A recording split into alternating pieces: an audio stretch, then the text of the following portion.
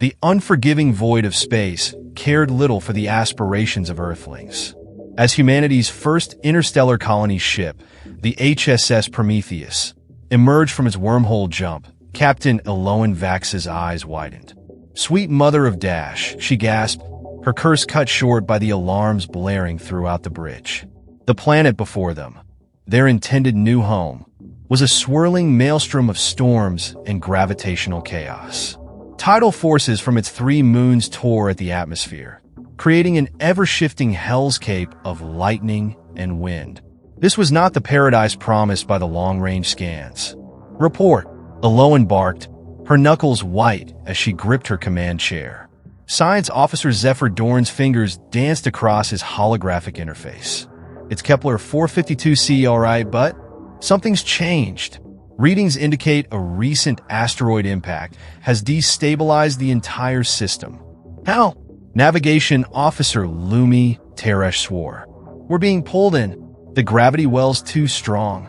Eloan's mind raced. Thousands of colonists slumbered in cryo behind them, blissfully unaware that their new beginning might end before it started. "Options, people. I need them now." Chief Engineer Oren Call's gruff voice crackled over the comms. "Captain, if we reroute power from life support to the engines, we might break free. But we'd be flying blind and on fumes." "Do it," Eloan ordered, her voice steel. "Lumi, plot us a course to the system's asteroid belt. We'll have to improvise." As alarms wailed and the ship groaned under the strain, Eloan couldn't help but think of Earth. The overcrowding, the resource wars, the poisoned skies that had driven them to the stars. It all seemed quaint compared to the deadly ballet of cosmic forces threatening to crush them. "Engines at 120%. Oren shouted. "She's holding. Barely." The view screen filled with the hellish world below, lightning illuminating continent-sized storms. For a moment, Eloan feared they'd become part of that chaos. Then, with a lurch that sent crew members sprawling, the Prometheus broke free. "We're clear," Lumi exclaimed, relief palpable in her voice, setting course for the belt. As the adrenaline ebbed, Eloan surveyed her shaken crew. "Well done, everyone, but our troubles are just beginning. We need to find a way to survive out here, or Earth's last hope dies with us." Zephyr's console beeped insistently. "Captain, you might want to see this. I'm picking up anomalous readings from several crew members. Our vitals are changing." Eloan frowned. "Changing? How?" "I'm not sure," Zephyr admitted. "But whatever that gravity well did to us, we're not quite the same humans who left Earth anymore." As the Prometheus limped towards the relative safety of the asteroid field, Eloan couldn't shake the feeling that their journey had taken an irreversible turn. Humanity's great leap to the stars had become a desperate struggle for survival, and the crucible of space was about to reshape them in ways no one could have predicted. Little did they know, the very flaws of their homeworld, its punishing gravity, its volatile weather, its constant environmental pressures, had prepared them for this moment. In the harshness of their new reality, these perceived weaknesses would become the seeds of their greatest strengths. The transformation had begun. 3 years later, the makeshift colony of New Terran clung to the hollowed-out heart of asteroid BX 249, a far cry from the lush world they'd hoped to call home. Yet against all odds, they'd survived. More than that, they'd begun to thrive. Eloan Vax, now governor of this precarious outpost, stood before a gathered crowd in the central cavern. Her once pristine uniform had long since been patched and repatched, a testament to their new life of scarcity and ingenuity. "People of New Terran," she began, her voice echoing off the stone walls, "today marks a milestone in our journey among the stars." Excited murmurs rippled through the crowd. Children born on the asteroid peered wide-eyed from their parents' shoulders, having never known a world with open skies. Eloan continued. "Chief Engineer Oren Call and his team have completed the first successful test of the gravitational flux drive." The cavern erupted in cheers. The GF drive, as it had come to be known, was more than just a propulsion system. It was their ticket to true interstellar travel, born from the very forces that had nearly destroyed them years ago.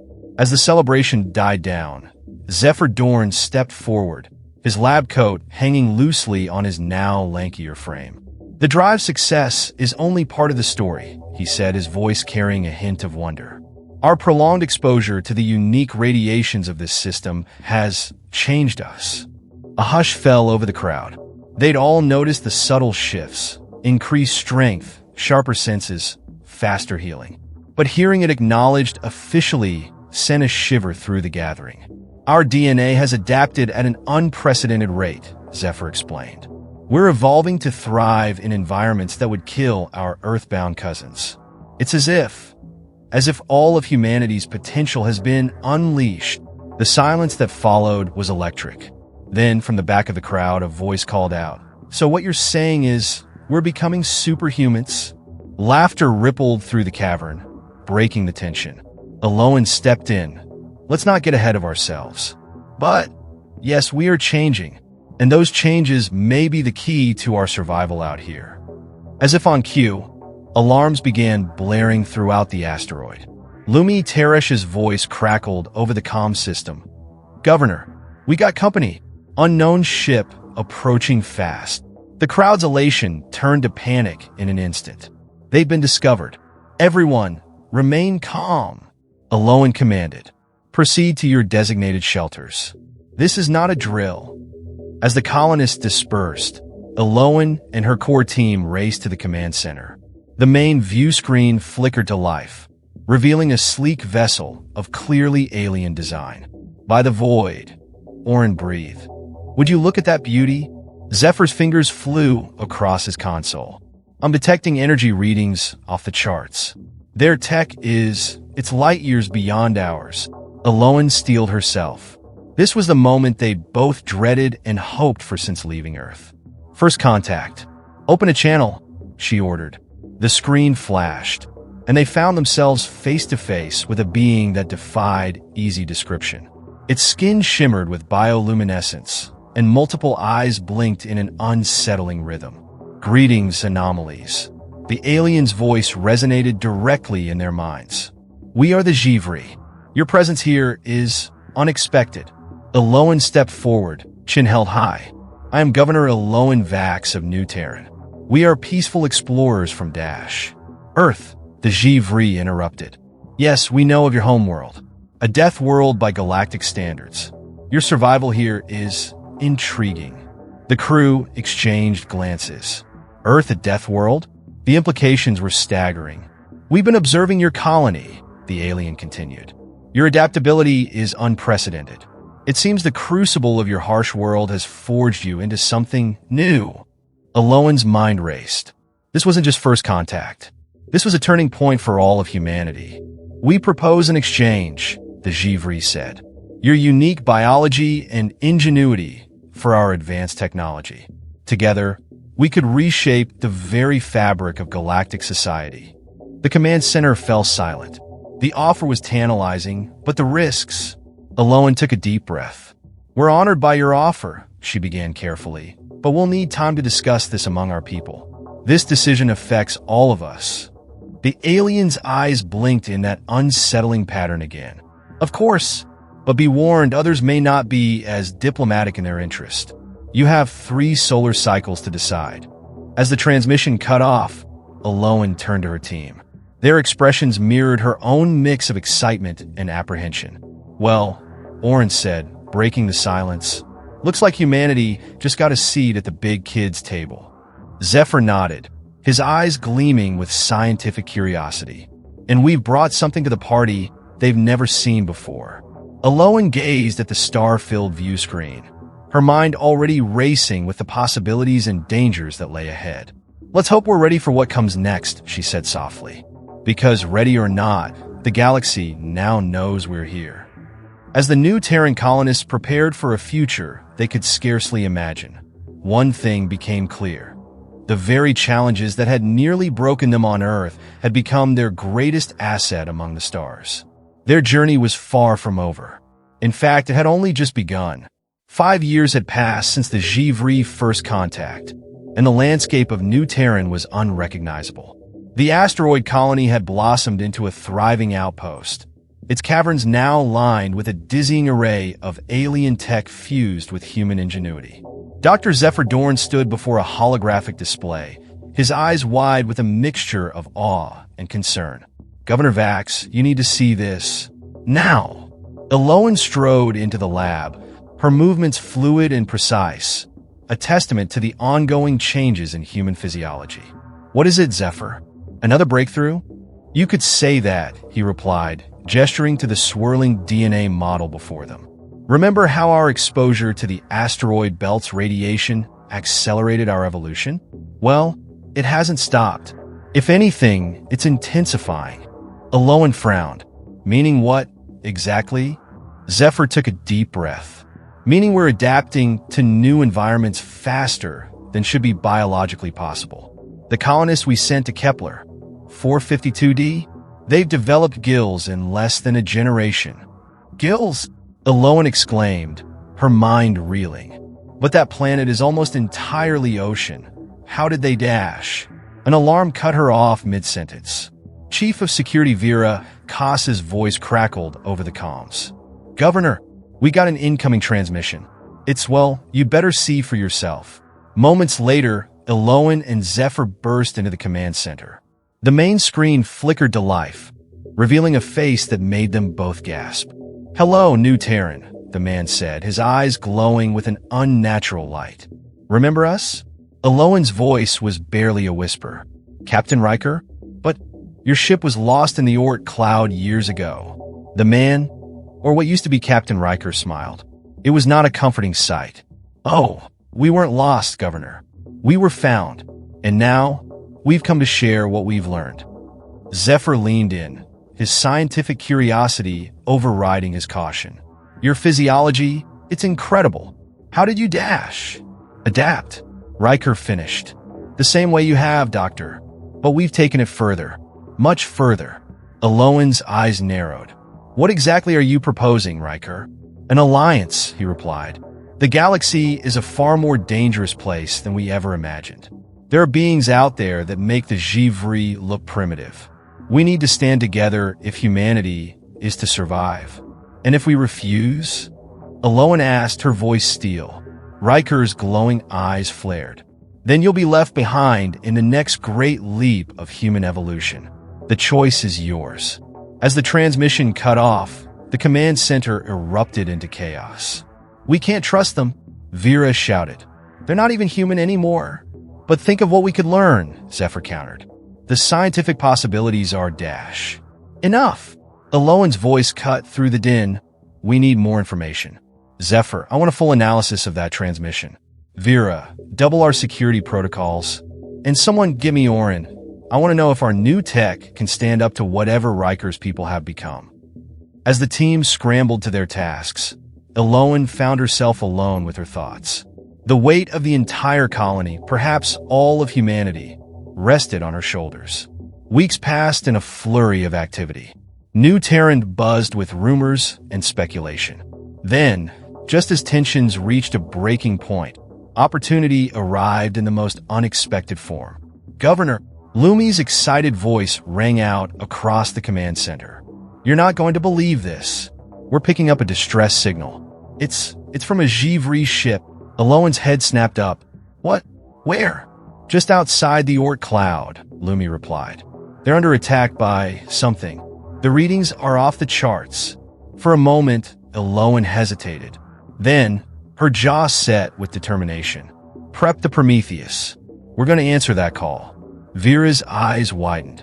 "Governor, you can't be serious. We don't know what's out there." "Exactly," Eloan replied. "And that's why we need to find out. Humanity's greatest strength has always been our curiosity, our drive to explore the unknown. We didn't come all this way just to hide in an asteroid." As the crew of the Prometheus prepared for launch, a palpable excitement filled the air. This was more than a rescue mission.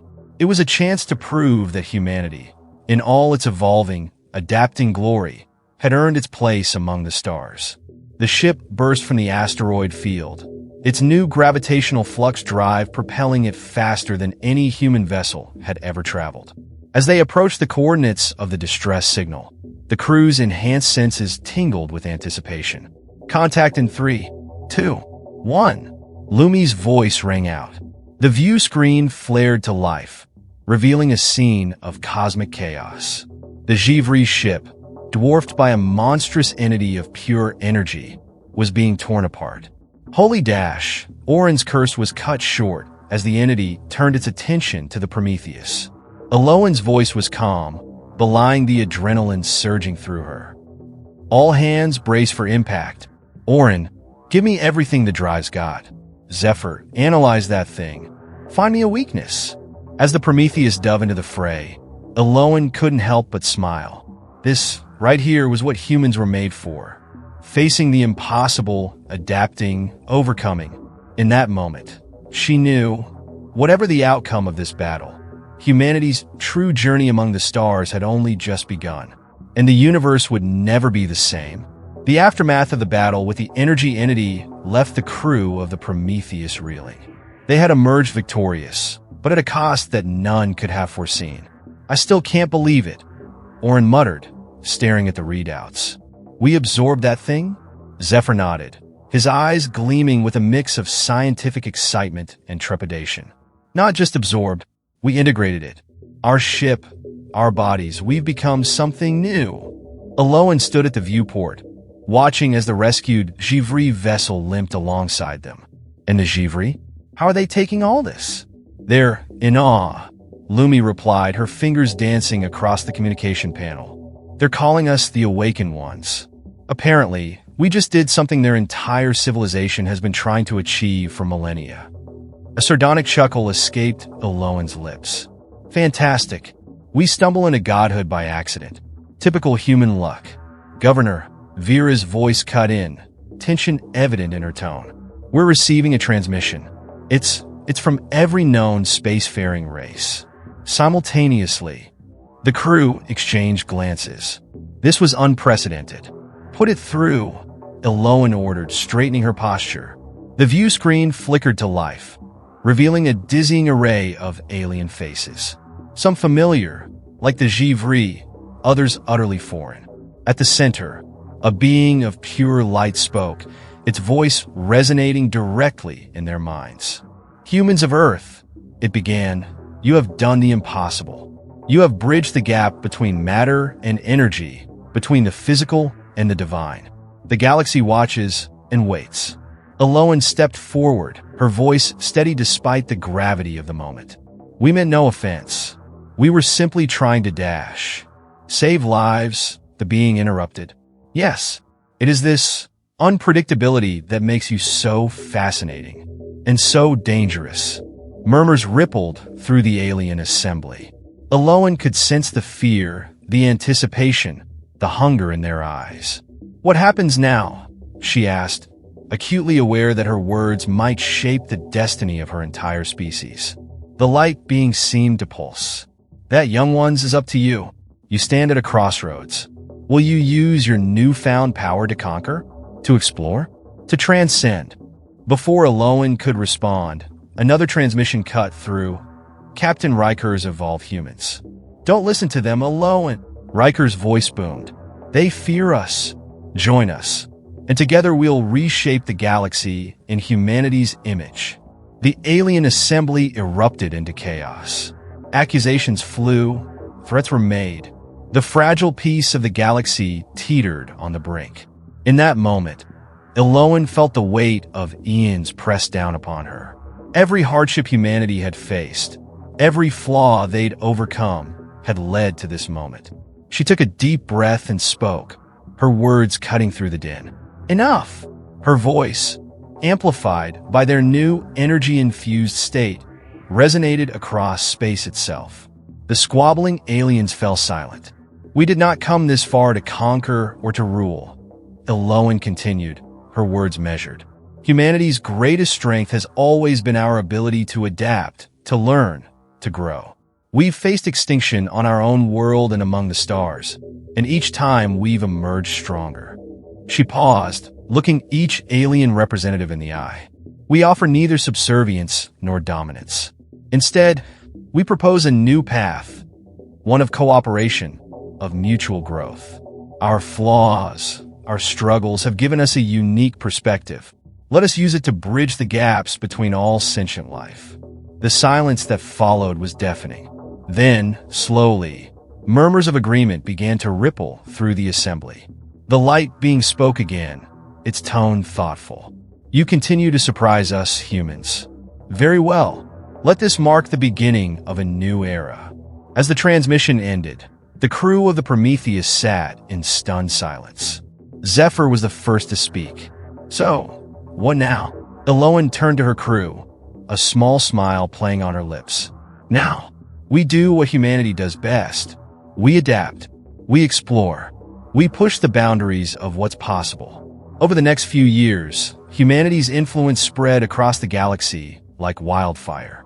Their unique ability to integrate energy beings became the cornerstone of a new form of faster-than-light travel. Their rapidly evolving physiology allowed them to terraform worlds once thought uninhabitable. But it was their mindset, their ability to think outside the constraints of eons-old galactic norms, that truly changed everything. Age-old conflicts were resolved with fresh perspectives. Stagnant civilizations found new purpose. And through it all, humanity continued to evolve, to change, to grow. The lines between flesh and energy, between matter and thought, blurred. They became the bridge between realities, the explorers of dimensions beyond comprehension. Yet, for all their godlike powers, they never forgot their roots. The struggles of their history, the flaws that had driven them to the stars, remained a core part of their identity. As Eloan stood on the bridge of the new Prometheus, a ship that was as much a part of her as her own body, she gazed out at the swirling galaxies beyond. The future stretched out before them, infinite in its possibilities. Ready for the next adventure? She asked her crew, her family, her species. The answer came not in words, but in the collective surge of excitement and determination that pulsed through the ship, through the very fabric of space-time itself. Humanity's journey was far from over. In fact, it had only just begun. Centuries had passed since humanity's paradigm-shifting encounter with the energy being. The galaxy, once a vast expanse of mystery and danger, had become a bustling network of interconnected civilizations. At the heart of this cosmic web stood humanity, no longer mere explorers, but shepherds of a new age. Eloan Vax, her consciousness now a swirling nexus of energy and matter, stood before the Galactic Council. Representatives from thousands of species filled the chamber, their forms ranging from the purely physical to the utterly ethereal. Fellow sentients, Eloan began, her voice resonating across multiple dimensions. We stand at the precipice of a new frontier. Our combined efforts have mapped the known universe, but now we face a challenge that will test us all. The chamber hummed with anticipation. Eloan continued. Our long-range sensors have detected an anomaly at the edge of our reality, a tear in the very fabric of space-time. Beyond it lies something else, a new universe, perhaps, or something we cannot even comprehend. Murmurs rippled through the assembly. A Jivri elder, its bioluminescent skin pulsing with anxiety, spoke up. Are we truly ready for such a leap? Awaken one? The risks are incalculable. Eloan smiled, a gesture that spanned multiple planes of existence. Once long ago, my people thought the same about leaving our homeworld. Every step into the unknown carries risk, but it also carries infinite potential. From the back of the chamber, a booming laugh echoed. Captain Riker, or what he had become, materialized. His form shifted constantly, a swirling mass of energy and possibility. Always the optimist at Eloan? Some things never change. Riker, Eloan acknowledged, her tone wary. The rivalry between their factions had cooled over the centuries, but tensions remained. I take it you have an opinion on the matter? Oh, more than an opinion. Riker grinned, his teeth flashing like miniature supernovae. We've already sent a probe through the rift. The data it sent back, well, let's just say it's mind-bending. The chamber erupted into chaos. Accusations of recklessness flew. Demands for the data echoed across 1,000 telepathic channels. Silence. Eloan's command reverberated through the quantum foam of reality itself. The council fell quiet. Riker, you've overstepped. Again. But what's done is done. Share your findings. As Riker's data flooded the collective consciousness of the assembly, gasps of awe and terror rippled through the crowd. The universe beyond the rift was unlike anything they had ever encountered. Laws of physics twisted and bent. Time flowed in multiple directions simultaneously. And there were entities, vast, incomprehensible beings that made their own ascension seem paltry in comparison. It's too much, the Jivri elder whispered, its mind reeling. We cannot hope to survive in such a realm, let alone explore it. Eloan stood silent for a moment, processing the information. Then, slowly, a smile spread across her multidimensional form. Don't you see? This is why we're here. This is what all our struggles, all our evolution, has prepared us for. She turned to address the council, her voice filled with determination. Humanity's greatest strength has always been our adaptability. We've faced extinction, transcended our physical forms, and reshaped the very nature of our existence. But we've never lost touch with our roots, with the spark that drove us to reach for the stars in the first place. Eloan's form began to shift, cycling through the entire history of human evolution in a matter of moments. From primordial ooze to star-faring energy beings, the display was a testament to their journey.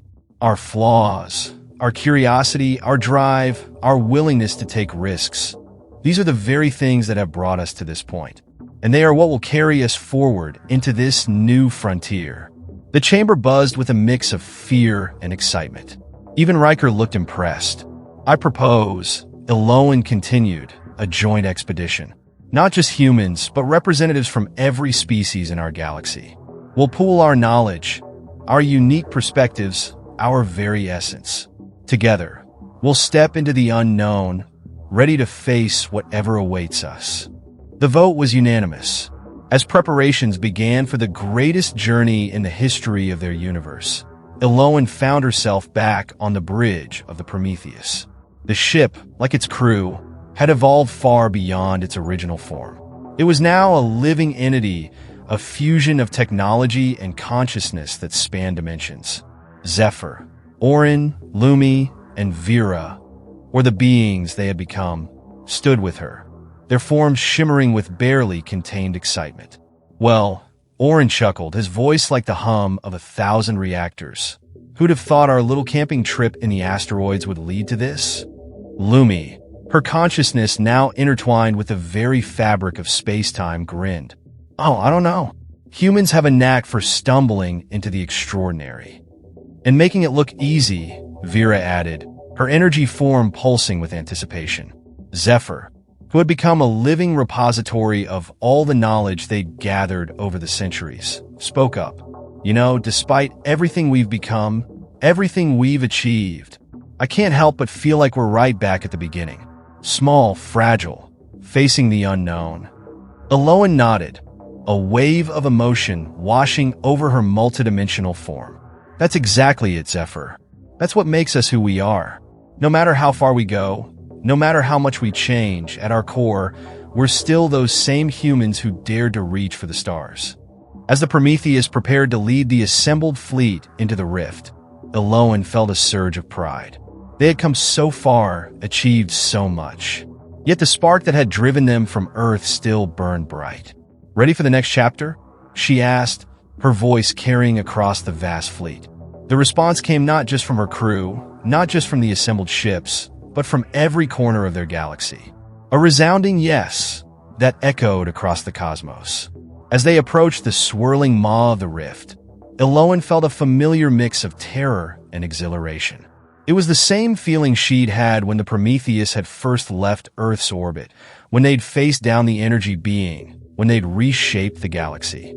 In that moment, she knew, whatever lay beyond, whatever challenges they would face, humanity would adapt. They would survive. They would thrive. For in the end, it was not their power or their technology that defined them. It was their spirit, curious, resilient, and ever reaching for the horizon. As the fleet plunged into the unknown, Eloan whispered a phrase that had driven her species since they first looked up at the stars. Ad astra per aspera, to the stars through difficulties. The universe they knew vanished behind them, and a new chapter in the cosmic story began.